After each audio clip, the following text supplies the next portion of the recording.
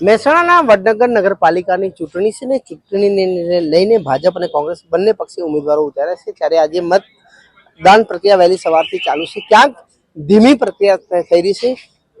ઊંઝાના ભાજપના ધારાસભ્ય કિરીટભાઈ પટેલ પહોંચ્યા છે, તેનાથી વાત કરીશું। કિરીટભાઈ, વહેલી સવારથી મતદાન થઈ રહ્યું છે પરંતુ જે ઉત્સાહ જોવા નહીં મળતો, શું કહેશો? ના, એવું નથી, પણ અમુક બૂથમાં થોડો નિરસતા દેખાય છે। બાકી સમગ્ર રીતે જોઈએ તો લગભગ અત્યારે 35% ઉપર મતદાન થયું છે અને હું બાકીના મતદારોને ખાસ અપીલ કરું છું કે આ ચૂંટણીનું મત આપવો એ આપણો એક લોકશાહીનો પર્વ છે અને એનો આપણો અધિકાર છે અને એનો સમયસર વહેલાસર મતદાન કરી અને વધુ મતદાન થાય એવી હું સૌ મતદાતાઓને અપીલ કરું છું।